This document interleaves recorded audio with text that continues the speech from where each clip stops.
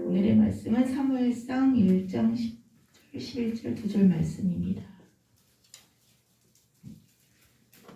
우리 함께 큰 소리로 합독하시겠습니다. 시작. 한나가 마음이 괴로워서 여호와께 기도하고 통곡하며 소원을 이르되 만군의 여호와여, 만일 주의 여정의 고통을 돌보시고 나를 기억하사 주의 여정을 잊지 아니하시고 주의 여정에게 아들을 주시면 내가 그의 평생에 그를 여호와께 드리고 삭도를 그의 머리에 대지 아니하겠나이다. 아멘. 통곡하는 은혜다 말씀으로 우리 말씀 듣도록 하겠습니다.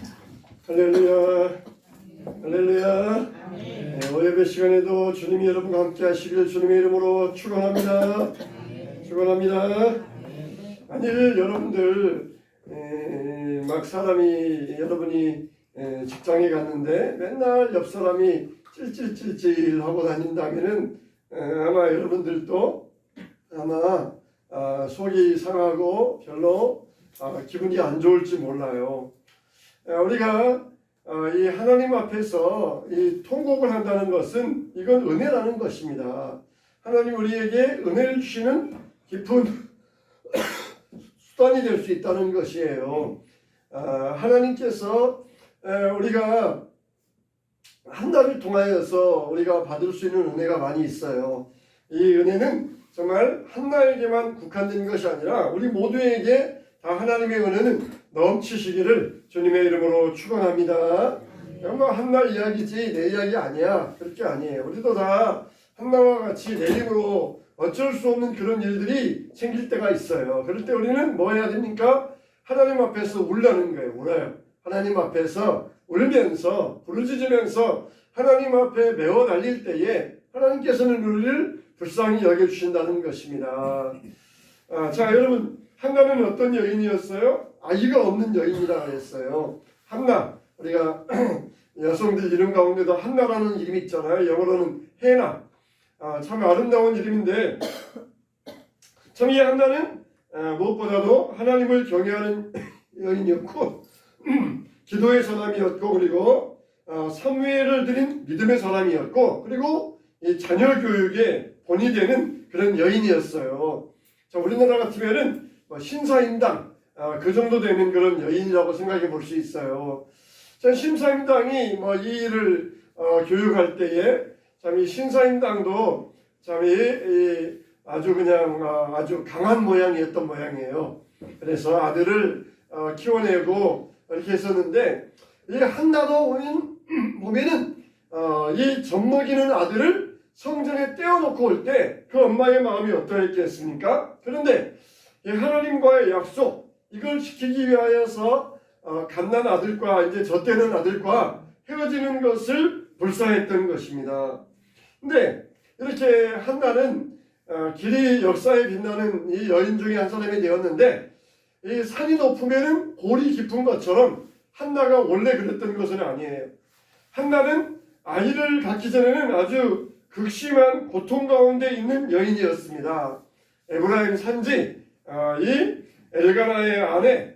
근데 참 이 엘가나는 아내가 둘이 있었어요. 하나는 브린나, 한나는 이 두 여인 중에 한 여인이었는데 이 한나와 브닌나는 아들이 있었다 그랬어요. 근데 한나는 자식이 없었다 그랬습니다. 그 당시에 아이를 갖는다는 것은 지금처럼 그런 의미가 아니에요. 그 당시에 아이가 있다는 것은 사회적인 지위를 인정받는다는 것이고 또 아이는 자기 재산이었고 노후 보장이었고 기업이었고 정말 얼마나 축복된 이 하나님의 이 도구가 아이였는지 모릅니다. 그런데 이 브닌나는 아이가 있었다. 한나는 아이가 없었다 그랬어요. 근데 브닌나가 계속해서 너는 아들도 못 낳냐? 그러면서 한나를 재촉을 하니까 한나를 막 분노케 하니까 한나가 그것 때문에 울면서 통곡했다는 것입니다. 요즘 남자도 하지 못하는 고백을 이 엘가나가 하잖아요. 한나여, 내가 당신에게 10아들보다 낫지 아니하냐. 끝까지 아들 없으면 어때? 내가 당신의 10아들 노릇 해줄게. 참 요즘 남자들이 또 이런 고백하기 힘들 텐데 그 당시에 남자가 자기 부인에게 내가 당신에게 10아들 노들 할 테니까 너무 슬퍼하지 마, 울지 마. 그렇게 이제 한나에게 위로해 주었어요. 근데 그게 한나에게 어느 정도 힘이 되었을런지는 모르지만은 근본적인 해결은 못 되었어요. 남편이 사랑한다고 해서 이 한나의 문제가 해결되는 것은 아니었습니다. 자, 분인나는 남편에게 사랑은 받지 못했지만 아이가 있었고, 한나는 남편에게 사랑받았지만 아이가 없었어요. 참 이걸 보면은 하나님은 참 공평하신 분이다, 그걸 알 수가 있어요. 분인나와 같이 사랑은 못 받았지만 아이가 있었고, 또 이 한나와 같이 아이는 없지만 사랑받았고, 마치 레아와 라헬 같잖아요. 레아는 남편에게 사랑을 못 받았지만 아들들이 많았어요. 반면에 이 라헬은 아들이 없었지만 남편에게 사랑을 많이 받았어요. 근데 누가 더 마음이 원통했어요? 아들이 없는 여인 라헬, 그리고 한나가 더 마음이 원통했던 것입니다. 아들 없으면 어때? 남편이 사랑해 주니까 우리 그냥 알콩달콩 행복하게 살다 죽자 하면 될 터인데 그게 아니에요. 그게 아니었던 것입니다. 참 하나님은 이와 같이 모든 면에 있어서 공평하신 분이라고 할 수 있어요. 그러니까 참 나는 남편 복도 없고 자식 복도 없어. 그러다 보면은 건강이 있어요. 또 마음에 평안이 있고, 그리고 마음이 아주 성격이 부드럽습니다. 그러니까 무엇인가 있다. 그러면은 반드시 무엇인가는 없는 것을 볼 수가 있어요. 나는 이것도 있고 저것도 있다. 다 있다. 그런데 다 있는 사람은 없어요.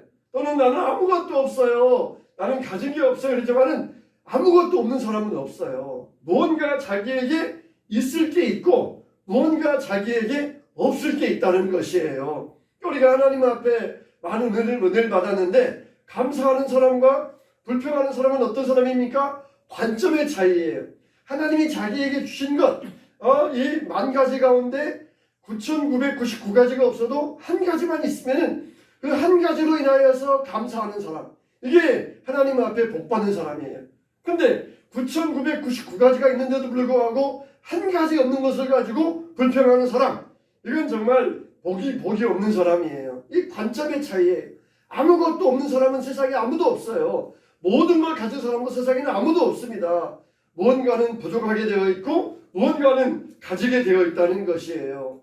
그래서 우리가 하나님 앞에서 늘 이런 이 복을 구하면서 복된 삶을 살아가야 되는데, 그런데 우리가 또 중요한 것은 한나를 통해서 배울 수 있는 건 뭐냐면은 우리가 하나님 앞에서 걱정과 근심거리가 바로 우리의 기도의 제목이 되어야 된다는 것입니다. 그냥 무조건 나는 긍정적인 사람이다. 나는 그냥 무조건 나는 이렇게 긍정적으로 보겠다.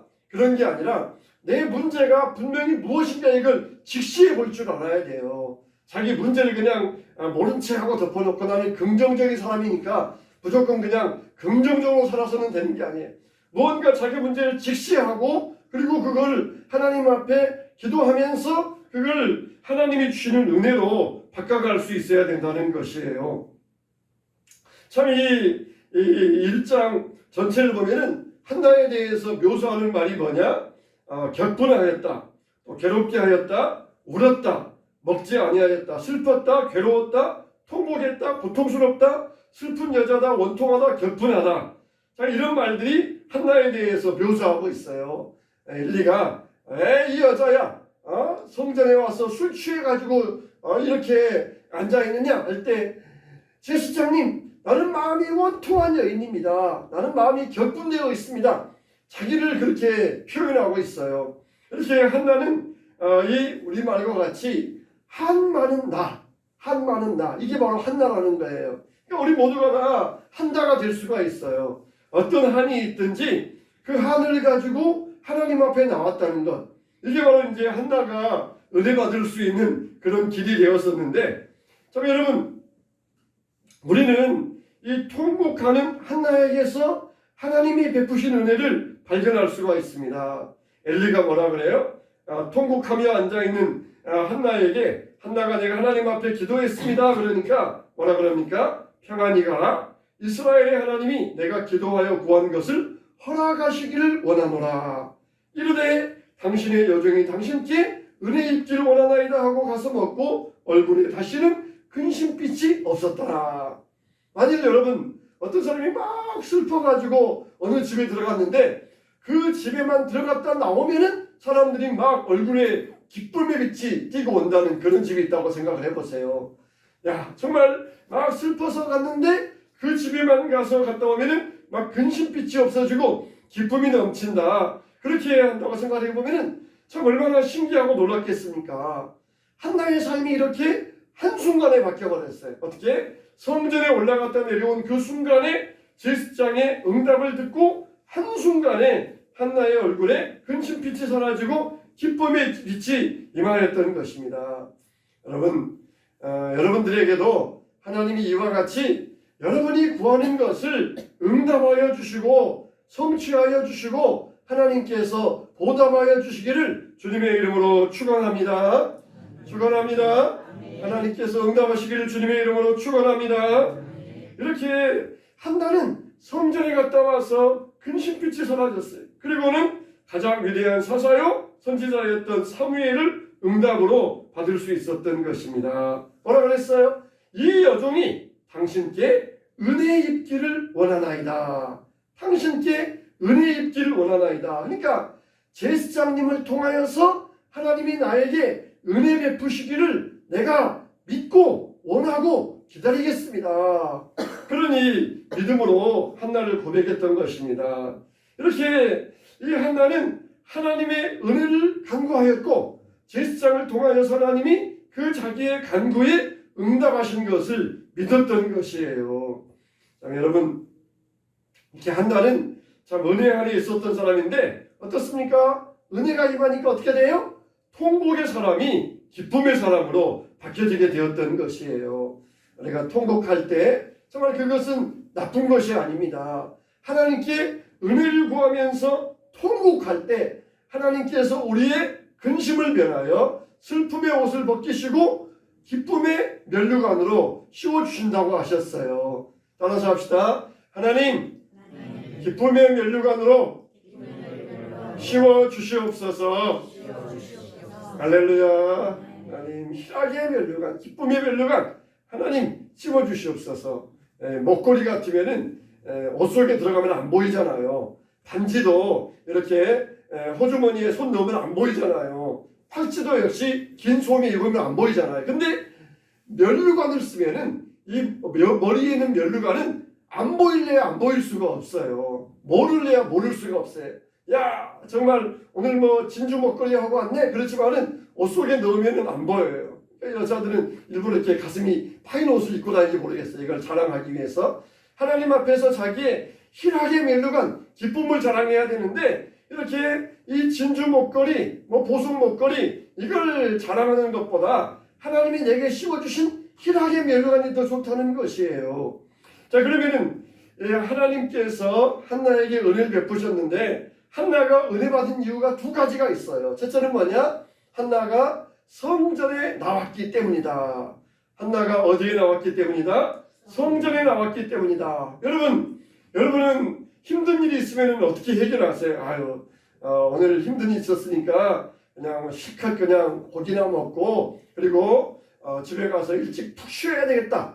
혹은 바람 쐬고 왕송조 수지 가서 산책이나 해야 되겠다. 혹은 뭐 친구들 만나서 수다 떨고 내가 있었던 일 한번 풀어버리고 수다 떨면서 그냥 속에 있는 거 다 털어놔야 되겠다. 혹은 남편에게 가서 하소연하고 이 문제를 다 내가 속 시원하게 해봐야 되겠다. 그런 여러분들 그런 생각들 다 나름대로의 자기 나름대로의 그런 해결책이 있을 거 아니겠습니까? 그런데 한나는 자기의 문제를 가지고 남편에게 하소연하지 않았습니다. 골방에 들어가서 소리 지르며 울부짖으며 막 이렇게 자기 머리를 쥐어뜯지 않았습니다. 사람들을 찾아다니면서 사람들에게 자기 말 좀 들어달라고 그렇게 하소연하지 않았습니다. 어떻게 했어요? 오늘 우리가 읽지 않았지만은 7절에 보니까 여호와의 집에 한나가 갔다. 또 9절에는 여호와의 전에 한나가 갔다 그랬어요. 그러니까 이 라마다임 소빈에서 이 실로에까지 여호와의 집에 있는 실로에까지 올라갔어요. 그리고 거기에서 성전 뜰만 밟고 온 게 아니라 성전 안에 들어갔어요. 성전 곁에서만 있다 온 게 아니라 성전 안에 들어갔다는 것입니다. 성전에 들어가서 거기에서 하나님을 배우고자 하였다는 것입니다. 여러분들은 정말 마음이 울적할 때 어디를 찾아가세요? 할머니 어디 가요? 그러니까 예배당 간다. 근데 왜 울면서 가요? 울려고 간다. 왜 예배당에 가서 울어요? 울 데가 없다. 울 곳이라고 하는 그런 이야기에 나오는 그런 내용이에요. 옛날 할머니들이 울려고 울 데가 없으니까 울려고 예배당 간다는 거예요. 그냥 마음속에 한은 있고 마음속에 응어리는 있는데 어디 가서 누구에서 털어놓아봤자 받아들여주지도 못하고 괜히 그냥 입소문만 나고 그러니까 예배당 가서 눈물로 호소한다는 것이에요. 하나님 앞에 가서 눈물로 호소하면서 그러면서 우리 아버지들을 키웠고 우리 자녀들을 키워가고 있었던 것입니다. 여러분 정말 한나는 자기의 괴로움을 집에서 해결하지 않았어요. 그냥 방문을 꽁꽁 걸어 잠그고 식음을 전폐하고 그냥 그러면서 두무불출하지 않았고 대신 어디에 갔어요? 성전에 들어갔어요. 성전에. 예배당에 들어가서 통곡하면서 하나님 앞에서 울었던 것입니다. 여러분들은 한나와 같이 마음에 통분함이 생길 때 어디를 가고 싶어 하는 마음이 드십니까? 정말 왜 우리가 이래야 됩니까? 어떤 사람은 그래요. 하나님이 꼭 교회 가야만 계시냐? 안 계신 곳이 없는 하나님이니까 어디에서 기도해도 하나님은 다 들어주신다. 말은 맞아요. 이론은 맞아요. 원리는 맞아요. 그러나 기도 꼭 안 하는 사람들이 그런 말을 한다는 말이에요. 하나님 앞에 가서 기도할 때 하나님의 기도가 쌓인 곳 그리고 성도들과 함께 기도하는 곳 이게 바로 성전이기 때문에 내 문제를 하나님께서 더 들어주신다는 이게 기도의 문이 통로가 생긴 곳이 바로 교회라는 곳이에요. 그래서 여러분 우리 마음속에 이런 울분과 통분함이 있을 때 우리가 찾아야 될 곳은 바로 먼저 예배당, 성전이 되어야 된다는 것입니다. 그냥 내가 혼자 앉아서 기도할 수도 있지만은 그러나 함께 기도하는 곳, 모닥불이 혼자 타는 것이 아니라 함께 불타오르는 곳, 그게 바로 교회라는 곳이에요. 그래서 내가 있는 현장에서 얼마든지 기도할 수 있지만 또 물론 그렇게 해야 되지만 그러나 무시로 언제든지 항상 해야 되지만 그러나 우리가 하나님 앞에 특별하게 마음에 통분함을 가지고 있을 때 급한 일이 있고 간절히 기도하고 싶고 응답받고 싶을 때에는 우리가 성전으로 달려와서 기도했던 한나와 같이 우리도 그렇게 주님 앞에 나올 수 있어야 된다는 것입니다. 한나가 은혜 받은 이유 이것은 하나님의 성전, 하나님이 계신 곳 이걸 주님 앞에 나오기 원했다는 것이에요. 그러니까 언제나 어디에나 하나님과 함께 하시지만 그러나 하나님이 안 계신 곳이 없지만은 하나님이 우리와 더 동행하기 원하시는 곳 그게 있다는 것이에요. 평소에 항상 부부지간에도 가정에서도 함께 있고 그렇게 자주 함께 있지만 특별한 때는 우리가 부부지간에 따로 장소에 가서 부부만의 그런 대화와 사랑을 나누고 싶을 때가 있지 않습니까? 뭐 집에서 항상 얼굴 보는데 뭐 따로 할 필요 뭐 있어? 이건 참 우리 마음속에 우리가 극복해야 될 문제예요.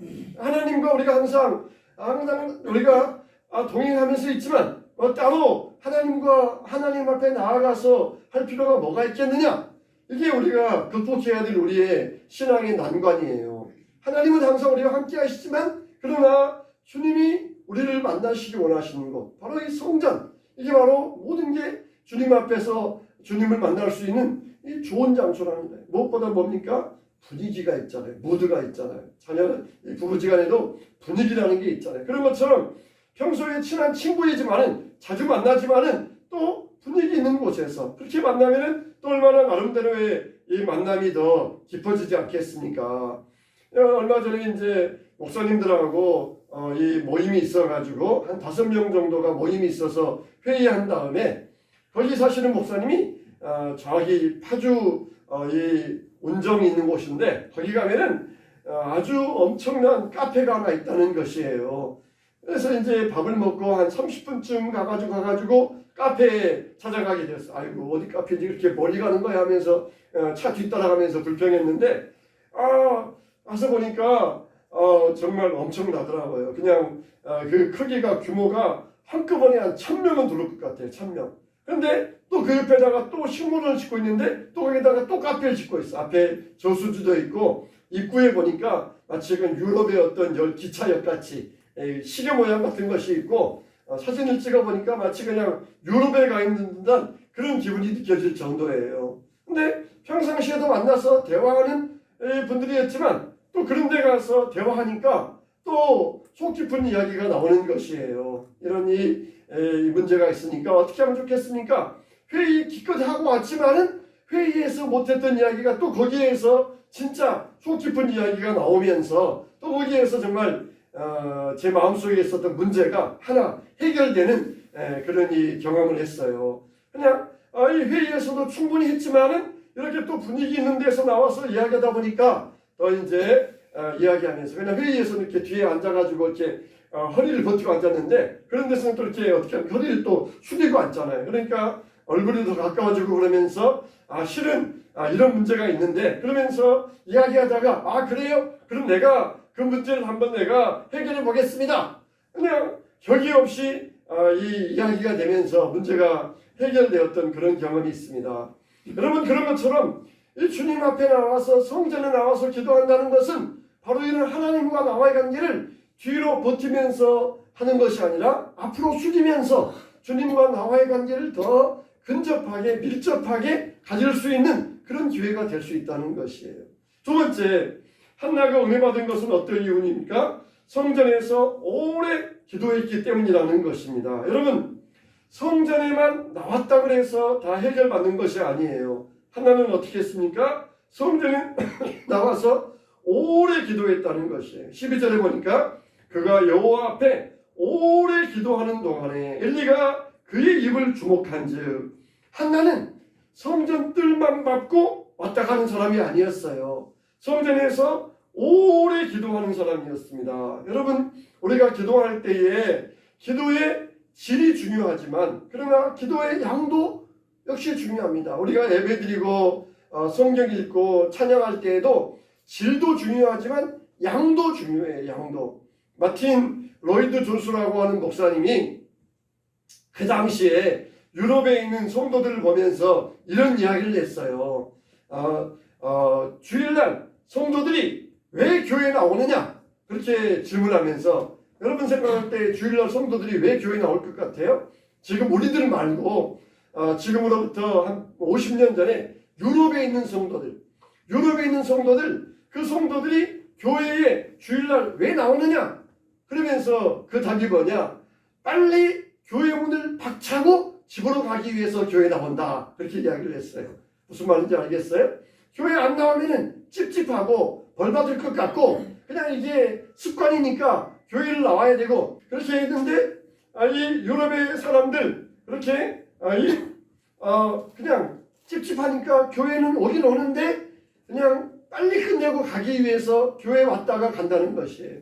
그래서 조금만 예배가 길어지면은 시계를 보면서 일부러 눈치를 주고 그리고 어떻게든지 짧게 예배를 드리려고 하고 그게 그 당시 유럽인들의 예배의 습관이 되어버렸다는 것이에요. 여러분 우리가 하나님 앞에서 오래 있다 그게 굉장히 중요합니다. 우리 하나님 앞에 기도할 때 조금만 더 5분만 더 기도하면은 응답받을 기도인데 그냥 짧게 그렇게 하다 보니까 응답 못 받아요. 그냥 하나님 앞에서 어떻게 합니까? 하나님 기도할게요. 그러면서 뭐라 그럽니까? 용건만 간단히 그러면서 용건만 하고 끝나는 그런 기도를 하나님께서는 싫어하신다는 것이에요. 여러분 기도는 용건만 간단히가 아니에요. 기도는 하나님과 교제하는 것이에요. 교제하는 것. 기도의 목적은 하나님과 교제입니다. 교제. 제가 카페에 모여서 목사님들과 교제하다 보니까 내 문제가 해결된 것처럼 하나님과 교제하다 보니까 내 문제가 해결되는 것이에요. 하나님은 내 고민 해결사가 아니에요. 내가 고민 있을 때 하나님 문제 해결해 주세요. 아셨죠? 이제 맡겼습니다. 내 짐 주님 앞에 맡겼으니까 나는 이제 갑니다. 그러면서 고민 해결사가 아니에요. 교제하다 보니까 거기에서 해답이 나오고 거기에서 문제가 해결되는 것이에요. 하나님도 우리의 문제 해결할 때는 여러 가지 방법을 해주십니다.